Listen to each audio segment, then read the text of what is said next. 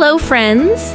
Today we're going to learn about this, that, these, those, and also one and many. Let's have fun together. Look, the apple is right there in her hands. This is an apple. Can you see that kite up in the sky? That is a kite. Look at all the balloons they have. These are balloons. See those ducks swimming over there? Those are ducks. He has just one teddy bear. One teddy bear. Look at all the building blocks they have. Many blocks. One bear. Many bears. One cat. Many cats. One bug.